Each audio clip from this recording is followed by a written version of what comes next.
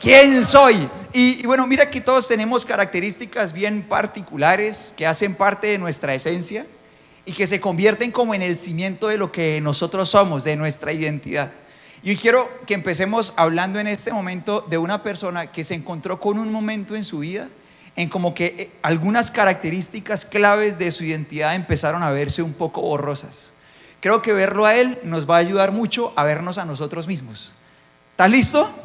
¿Arrancamos, sí o no? ¿Están listos o no? Voy a recapitular la pregunta. Verlo a él nos va a ayudar a vernos a nosotros mismos. ¿Están listos? Listo, nos fuimos. Entonces mira, te voy a hablar de una persona que vivió en la época en la que antes de que Israel llegara, en la época en la que Israel no tenía reyes todavía, antes de llegar a ese momento. Vivió en la época en la que Israel estaba ahí como en un espacio intermedio entre llegar a la tierra prometida y tener reyes. O sea, ellos llegaron a una tierra que el Señor les había prometido hace muchos años, llegaron a vivir allí, se establecieron allí, pero faltarían bastantes años para que ellos tuvieran un gobierno estable. Entonces ellos vivieron una temporada que fue muy difícil. Era una temporada con muchos altibajos en su historia, que la historia de ellos puede representar cualquier etapa de nuestra vida. No sé si a alguien le haya pasado que de pronto un año es así, en el que de pronto todo como que va muy bien y de pronto las cosas se ponen mal y después otra vez se puso bien y después todo mal, o de pronto unos días así y después cae la cosa. Bueno, la historia de ellos era así, pero no solamente se subía hacia arriba y hacia abajo, sino que además de hacer ese movimiento, realmente había una pendiente constante. Ellos iban así, subían y bajaban, pero cada vez las bajadas eran más bajas, eran más profundas. Ellos cada vez iban cayendo más, así, de esta forma, sin darse cuenta. Y ellos pasaron por capítulos muy difíciles. Y mientras iban en alguno de esos capítulos muy difíciles, lo que el Señor hacía era conseguirse alguien de entre ellos que sirviera de héroe sin capa para ayudarlos a ellos a salir de ahí. Uno de esos héroes se llamó Gedeón. ¿Cómo se llamaba? Alguien que lo diga conmigo otra vez. ¿Cómo se llamaba? Gedeón. Se llamaba así. Y la palabra de Dios dice que había un patrón de conducta a lo largo de esta temporada de la historia, y el patrón de conducta era este. El libro que nos cuenta esta parte de la historia de Israel se llama Jueces, y leamos este patrón de conducta que había en la cultura, en la sociedad, en esa época. Léelo en voz alta conmigo. Cada uno hacía lo que le parecía correcto, ¿según qué cosa? Leámoslo juntos otra vez, con mucha atención. Cada uno hacía lo que le parecía correcto, según su propio criterio. O sea, en otras palabras, cada uno hacía lo que se le daba la gana, literalmente. Es una traducción de la Biblia, traducción comunera, traducción colombiana. Cada uno hacía lo que le daba la gana. Ese era el patrón de conducta. Entonces, con ese patrón, con esa inspiración, con ese deseo de vivir consciente o inconsciente, o con ese principio de vida, ellos hacían esta figura con sus vidas, para arriba y para abajo, pero cada vez cayendo, para arriba y para abajo, pero cayendo. Cada vez sus bajadas tocaban más fondo. Entonces, en una de esas, como en el medio, le tocó a Gedeón. Él estaba allí. Y la historia de él fueron marcados por 7 años en los que había un pueblo vecino que venía y hacía con ellos lo que quería. Durante 7 años pasaba esto.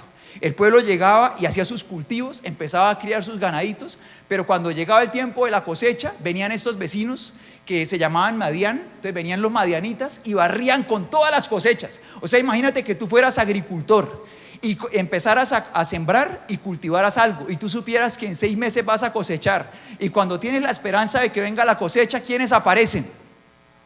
Los madianitas, y ¡pum!, se llevan todo, tus 6 meses de trabajo, y no te dejan nada para comer. Entonces fueron 7 años de muchísima hambre. En medio de esos 7 años vivió Gedeón, y de pronto la palabra del Señor nos muestra que el Señor lo busca a él, así como te buscó a ti para traerte hoy acá, como me busca a mí, como nos busca todos los días. El Señor nos busca siempre. ¿Si eres consciente de eso o no? El Señor nos busca. Ahora, la situación fue así. Vamos a leer juntos acá. Dice dice Jueces capítulo 6, versículos del 11 al 16, así. Dice: después el ángel del Señor vino y se sentó debajo de ¿dónde? Léelo en voz alta, por favor, mientras yo me ubico acá y yo también sigo la lectura desde acá.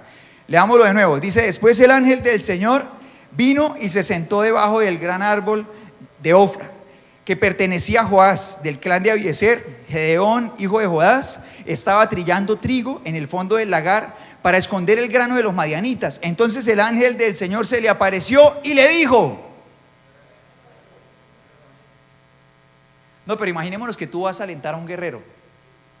¿Sí? ¿Sí están conmigo? O sea, supongamos que de tus palabras depende la inspiración de un guerrero que va a salvarle la vida a miles de familias. ¿Está bien? Voy a leer otra vez, recapitulemos. Versículo 12. Entonces el ángel del Señor se le apareció y le dijo, uy, qué nivel, un aplauso para ustedes. Potente. Vamos a hacerlo otra vez porque estuvo bueno, ¿sí o no? Vamos a hacerlo otra vez. Otra vez, versículo 12.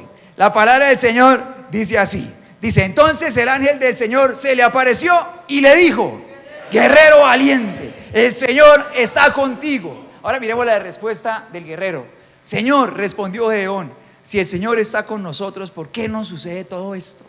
¿Dónde están todos los milagros que nos contaron nuestros antepasados? ¿Acaso no dijeron el Señor nos sacó de Egipto, pero ahora el Señor nos ha abandonado y nos entregó en manos de quién? Muy característico de nosotros los seres humanos, siempre buscamos a quién echarle la culpa y muchas veces esa culpa se la echamos a Dios cuando no lo conocemos de verdad. Y luego dice la palabra del Señor, versículo 14, entonces el Señor lo miró y le dijo, otra vez, entonces el Señor lo miró y le dijo, ve tú con la fuerza que tienes, rescata a Israel de los madianitas y yo soy quien te envía. Pero Señor, dijo Gedeón, ¿cómo podré rescatar a Israel? Mi clan es el más débil de toda la tribu de Manasés y yo soy el de menor importancia en mi familia. ¿Sí leíste eso con atención? ¿Cómo se calificaba él? Dice, mi clan es el más débil de la tribu de Manasés y yo soy el menor en importancia en mi familia. El Señor le dijo, yo estaré contigo y destruirás a los madianitas como si estuvieras luchando con un solo hombre. Ahora, ¿cómo veía Dios a Gedeón? ¿Cómo le dijo él? Lo veía como un guerrero valiente. Entonces Gedeón estaba delante del Señor y el Señor lo veía a él y le decía guerrero valiente. Y después más adelante le dijo, ve con qué era que él iba a enfrentarlos. Dice, ve con la fuerza que tiene. O sea, él lo veía como un guerrero valiente y fuerte y no era carreta. O sea, cuando tú sigues viendo la historia, tú ves que el Señor despierta realmente a un guerrero, despierta a un león que hay por dentro de Gedeón, lo despierta. El Señor lo ve así claramente, le está mostrando cómo es él. Pero cuando Gedeón viene al espejo de cómo se ve él mismo, él cómo se ve, él se ve como un guerrero valiente o no, él se ve como el menos importante de la familia más débil de toda su tribu. Cuánta diferencia, ¿no? Y uno se pregunta, bueno, ¿en qué momento una persona que tiene todo ese coraje para ser un guerrero, que podía libertar a todo su país con un ejército súper pequeñito? O sea, te dejo la curiosidad para que si no conoces lo que pasó con él, tú lo busques allí. Una persona que tenía el coraje para libertar a su país con un ejército súper pequeñito de apenas 300 personas, llegó en algún momento a verse como el menos importante de la familia más débil de toda su tribu, o sea, de todo su departamento, de toda su parte del país. ¿Cómo llegó hasta ahí? Y entonces tú y yo pensamos en su pasado y nos damos cuenta de que Gedeón viene de 7 años súper dolorosos, en los que seguramente Gedeón vio morir amigos, vio morir familiares, donde Gedeón pasó mucha hambre, donde se sentía impotente frente a los carros, los caballos y todas las armas que traían esos soldados, cosecha tras cosecha, para barrer con todo lo que ellos tenían. De hecho, cuando el Señor Jesús lo busca, cuando el Señor va y lo busca para encontrarse con él, la palabra de Dios dice que él estaba escondido, intentando esconder algo que no le robaran. Y la palabra del Señor dice que fueron 7 años así, de hambre, de opresión, de impotencia también, de sentir que él no podía salir de ahí. Y en medio de esos 7 años sucedió que él dejó de verse como alguien que era un guerrero valiente, que realmente podía hacer algo como respuesta, para sentirse la persona menos importante y más débil de toda su familia y de su tribu. Todo esto pasó allí. Y yo quiero que tú y yo nos preguntemos si la forma como nosotros nos vemos a nosotros mismos realmente será la forma como Dios nos ve. Si la forma como tú te ves a ti mismo realmente es tu realidad. Porque Gedeón estaba muy equivocado acerca de sí mismo. de quién era él, de sus capacidades. O sea, piensa si tú valoras tus capacidades tanto como Dios lo hace. El Señor veía a este hombre y empieza a alentar en él esa persona que estaba ahí, pero que él no podía ver por tantos años de dolor. Y todos esos años de dolor sucedieron bajo un patrón de conducta. Cada uno hacía qué cosa en su cultura. Cada uno hacía qué cosa, digamos nuestra versión, la versión criolla. Cada uno hacía qué cosa, lo que se le da la gana, no lo vas a olvidar, ¿verdad? Cada uno hacía qué cosa, lo que se le daba la gana, y todo el mundo para el hueco. Y en medio de hacer lo que se le daba la gana, todo el pueblo, ¿qué pasa? Se abrían puertas para grandes heridas, y eso pasa en la vida. Cuando uno hace lo que se le da la gana, solamente uno abre puertas para grandes heridas, y sin darse uno cuenta, uno de los dolores que pasan en medio de esas grandes heridas es que uno puede ir viendo cómo su identidad se puede empezar a desmoronar o se puede quebrar. Ahora, estas crisis de identidad podrían transportarse a otras áreas de la vida. Pensemos, por ejemplo, en lo que le pasa a una persona que sufre de anorexia. ¿Ustedes saben qué es la anorexia? ¿Sí saben? Alce la mano los que saben qué es la anorexia. Bueno, para que todos estemos en contexto, la anorexia es un trastorno alimenticio. La persona que sufre de anorexia siente que en cualquier momento tiene sobrepeso, entonces necesita bajar de peso, y para eso básicamente puede dejar de comer, y a la vez muchas veces lo acompaña de hacer mucho ejercicio. Pero hacer ejercicio sin alimentación correcta, pues ¿qué causa? Que la persona siga bajando de peso. Pero la persona entonces que tiene anorexia, cuando ya es diagnosticada con ese trastorno alimenticio, ¿cómo crees que se ve físicamente? Cuando ya la familia se da cuenta de que está sufriendo ese trastorno, porque muchas veces se hace a escondidas. Cuando ya se dan cuenta, ¿cómo crees que se ve físicamente? ¿Estará con sobrepeso? ¿Estará gordita cuando se dan cuenta de eso o no? ¿Cómo estará? Súper flaca, ¿verdad? Está súper delgada, está muy flaca, se le empieza a notar que ha perdido muchísimo peso, y todo el mundo lo ve y ella está así súper flaca, pero ella va al espejo y ¿cómo se ve? ¿Cómo crees que se ve? Se ve gorda. Entonces por ello esa persona que sufre ese trastorno siempre se ve al espejo, y en lugar de verse como realmente es, dice: no, yo estoy gorda, necesito seguir bajando de peso. Y mientras más baja de peso, aunque ya su cuerpo empieza a sufrir de síntomas de enfermedad, por ejemplo, el gran porcentaje de personas que sufren de anorexia son mujeres, la gran mayoría son mujeres. Entonces empiezan a sufrir de muchas cosas, empiezan a ver síntomas, incluso dejan de menstruar, todas esas cosas les empiezan a pasar. Ella de todas formas se felicita por seguir bajando de peso y se culpa cuando intenta recuperarlo de alguna manera.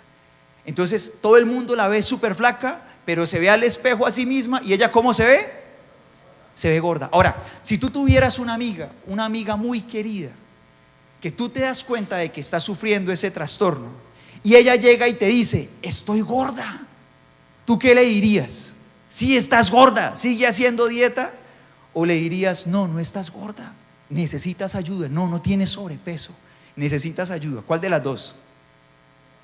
Es bien evidente, ¿no? Se le diría la segunda. Y mira que cuando pues estaba meditando en todo esto que estamos compartiendo hoy, yo leí algunos testimonios de personas que no solamente han sufrido con eso, con ese trastorno, muchas chicas, jóvenes, adolescentes sobre todo, sino que han logrado empezar la batalla con él y encontrado algunos puntos comunes frente a ese trastorno. En todos los testimonios que leí, he encontrado algunos puntos comunes. El primer punto común es que la persona no sabe exactamente cuándo empieza. O sea, no hay un punto en el que realmente la persona diga: todo empezó aquí. En algún momento la persona siente que empezó a marcarse más, pero es como si su principio no fuera claro.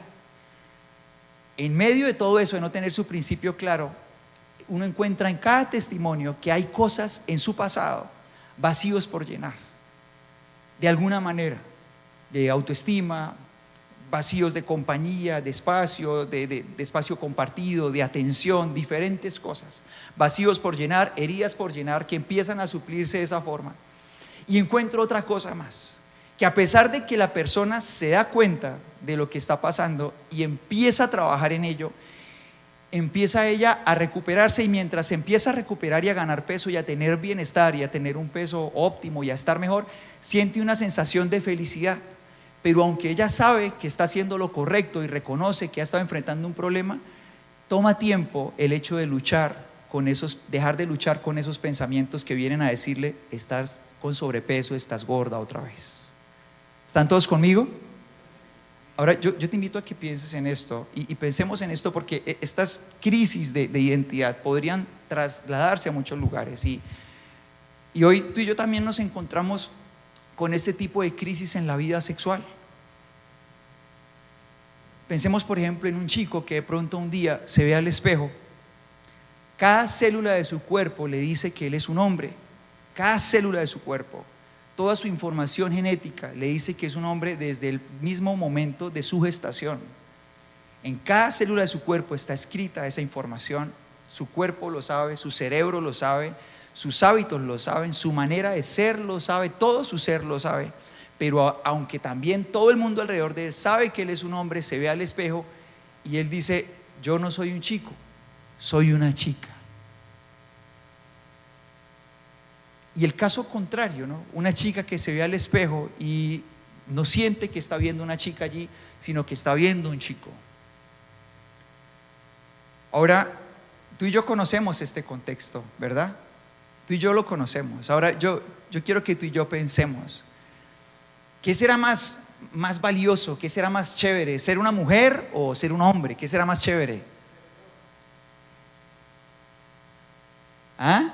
Buena respuesta, campeón, pero pensémoslo: ¿qué será más chévere? ¿Ser un hombre o ser una mujer? ¿Qué opina? ¿Ah?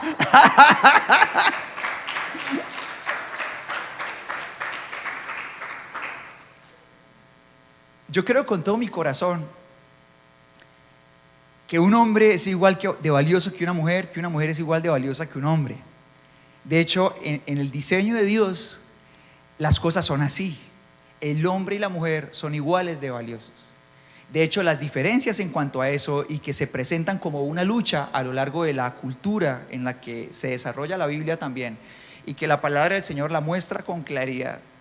El origen de esa lucha de poder entre quién manda más y quién vale más y quién pesa más, el origen de todo eso la palabra lo revela claramente. El origen de eso es el pecado, es la maldad.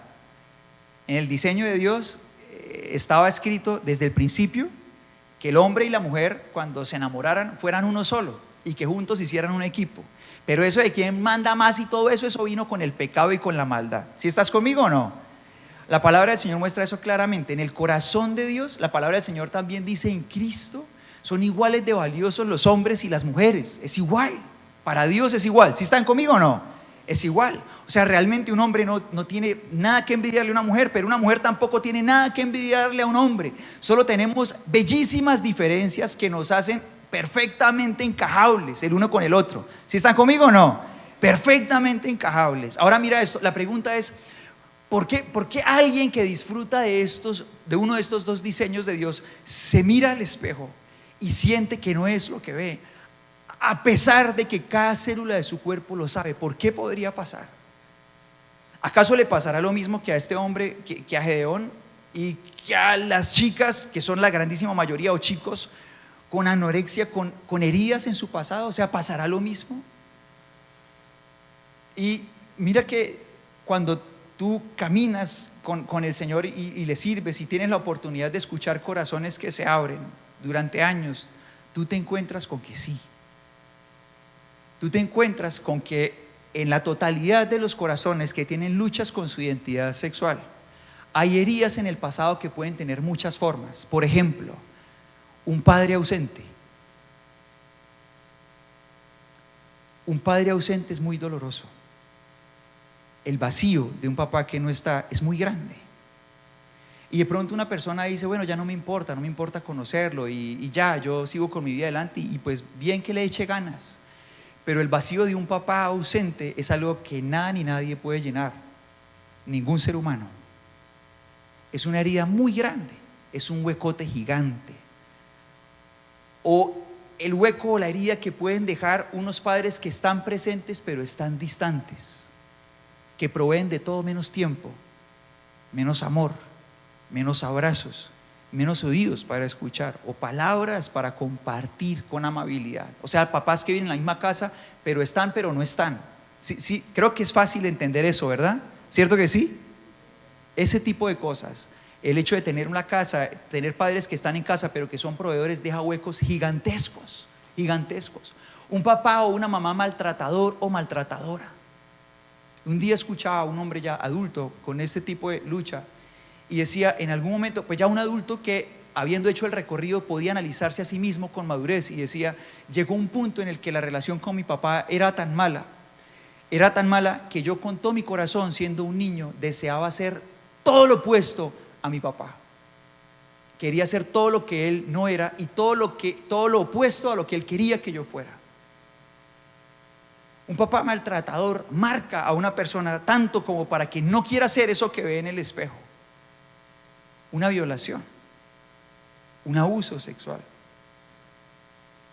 empezar una vida sexual demasiado temprano, y de eso sufrimos mucho ahora, porque muchas mentes empiezan sexualmente demasiado rápido.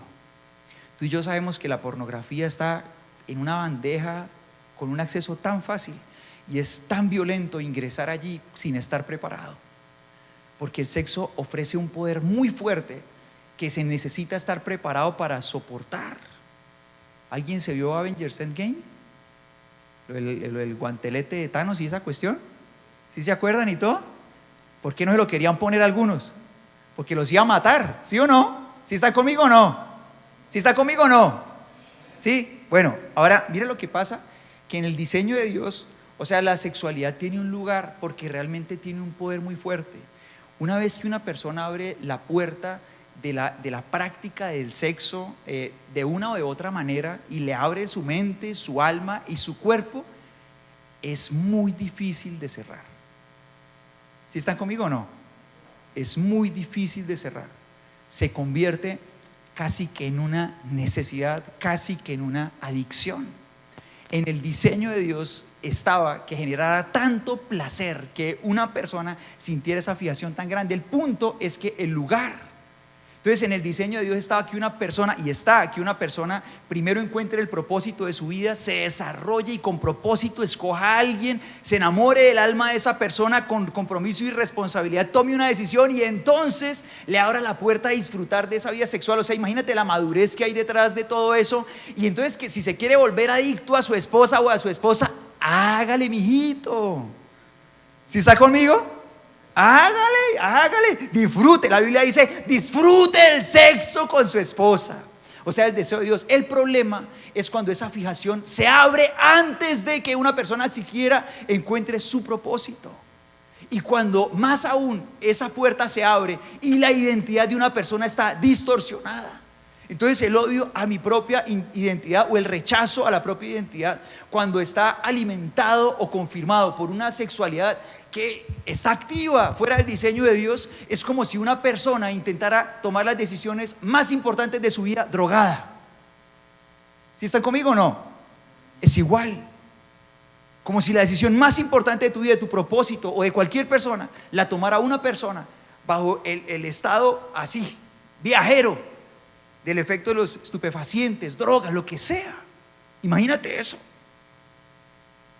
Ahora mira, cuando se está en esa condición, cuando se está en ese estado y en ese dilema de identidad allá adentro,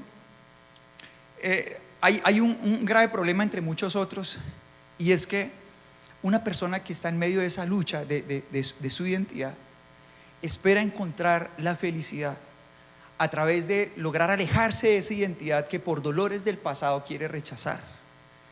Y entonces una persona puede empezar a vivir la vida de esa identidad ajena que no le corresponde, y empieza de pronto con el tiempo a operarse, ¿no? Y entonces un hombre se hace sus implantes, se cambia sus órganos genitales, se hace los implantes que necesita para verse como una mujer. Pero mientras más una persona se aleje de su identidad, se aleja también de su propósito. Y cuando uno está lejos de su propósito, uno es muy infeliz. ¿Sí estás conmigo? Uno es muy infeliz. Entonces, una persona puede hacerse todas las cirugías del mundo, pero es que a una mujer no la hace mujer sus pechos y sus órganos genitales. ¿Sí está conmigo o no? A un hombre tampoco lo hace un hombre no tener senos y tener pues un órgano sexual masculino, no, diseñado ahí por una cirugía. No es eso. Es mucho más que eso.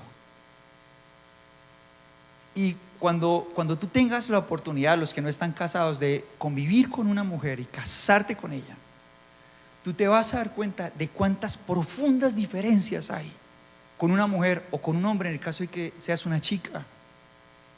Y tú y yo vamos a ver cómo realmente en cada célula de nuestro ser está escrita una identidad.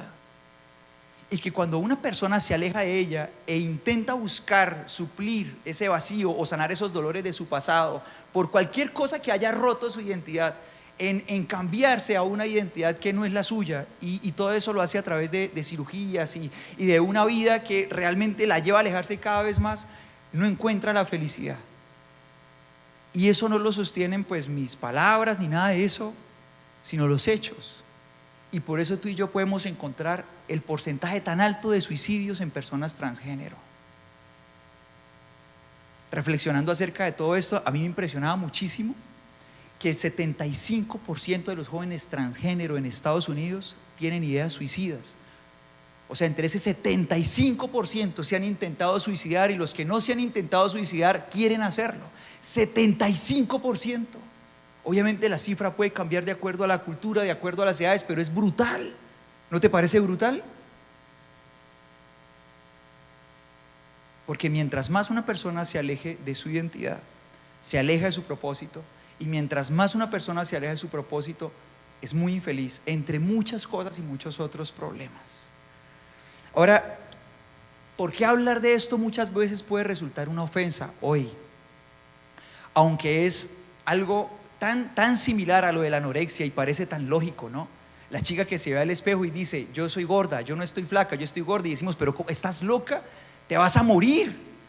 Pero en el otro caso, como que la sociedad impulsa a decir: todo está bien, todo lo que se te ocurra está bien. Es más, o sea, se impulsa que si un niño decide, siendo pequeño, muchas personas quisieran que si un niño decide eso, siendo pequeñito, 6, 7 años, sus papás le apoyen, y entonces es un niño y se ve al espejo y dice: no, yo soy una niña, y que su papá le diga: ay, sí, eres una niña. O sea, eso es como si mi hijo se mirara al espejo y dijera: soy Spider-Man, y yo le dijera: sí, eres Spider-Man. O sea, ¿te parece lógico? ¿Si estás conmigo o no? Y cuando yo me siento a ver una película de superhéroes con mi hijo, y él piensa que hay algunas cosas que son reales, ¿tú qué crees que yo hago, o que cualquier padre coherente hace? ¿Le dice que sí, que esas cosas irreales son reales, o le aclara que es verdad y que es mentira? ¿Qué hace? Le aclara lo que es verdad y lo que no, ¿sí o no? ¿Sí están conmigo o no? ¿Sí? ¿Sí están conmigo o no? O sea, él puede querer treparse a los muros y todo eso, y tirar allá redes y como Spider-Man, ¿no? Y ser Tom Holland y todo eso. Y yo le digo: pues aprende a hacer sus volteretas y todo eso, pero nunca se va a poder lo de la trepada. Lo de la trepada sí, no, o sea, lo de la voltereta sí, dale, o sea, practica gimnasia y todo eso. Y de hecho, bueno, ya que me metí a mi propio rancho, o sea, a Gabriel le gusta lo de la gimnasia y todo eso, inspirado en Tom Holland. Y le gusta hacer todas esas marañas, ¿no? Yo le digo: bueno, buenísimo que hagas todo eso, pero lo de la trepada sí no se va a poder. Eso sí toca dejarlo para de pronto después, más tecnología o algo así, pero por ahora no. Ahora, ¿por qué te quiero decir todo esto? Y llegar a este punto, porque hoy por hoy, incluso hablar de esto puede parecer una ofensa. Y la ofensa está básicamente en que cuando hablamos de esto, tocamos un principio de vida que no solamente estaba en esa cultura, sino que está en esta. En esta cultura, ese principio de vida también es muy poderoso. Cada uno quiere vivir. ¿Cómo quiere vivir? Como se le da la gana. Y de la misma forma, cuando una cultura quiere vivir así, se abren muchas puertas de dolor. Y así como le pasó a Gedeón, que vivió la puerta de dolor en la que su identidad se está desmoronando por sus escenarios de dolor, hoy por hoy, en medio de hogares que se desmoronan, de padres ausentes, de padres violentos, de padres egoístas, donde sencillamente, ¿por qué un niño crece solo? Porque hubo padres que hicieron lo que se les dio la gana. ¿Si estás conmigo o no? Yo quiero compartirte algo muy potente. Al principio de todo matrimonio hay cosas que ajustar, y lo mismo pasó en el mío.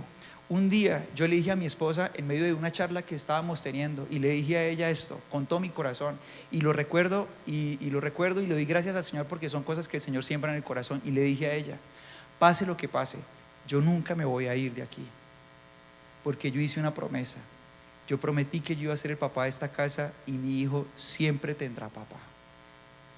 Obviamente eso no lo estábamos hablando en un momento romántico, ¿no?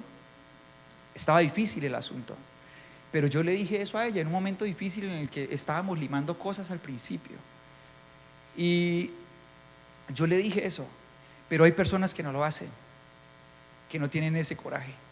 No es que yo sea muy corajudo, yo solamente le doy gracias a Dios porque es que esos principios salvan la vida. Porque en un momento como ese, ¿sabes? Muchos que hacen, cogen la maleta y se van.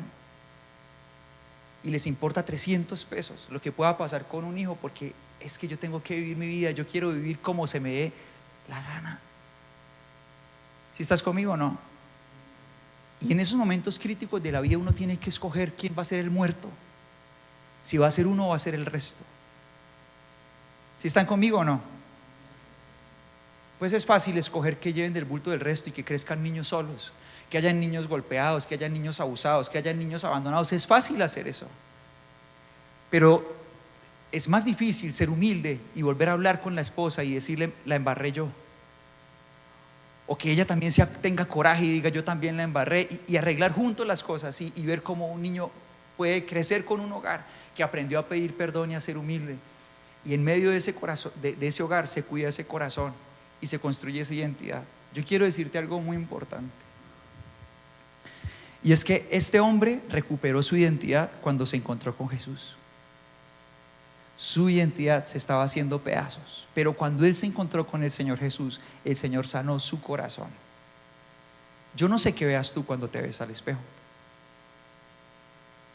en cuanto a tus habilidades, tu corazón, tu sexualidad. Yo no sé cómo te veas,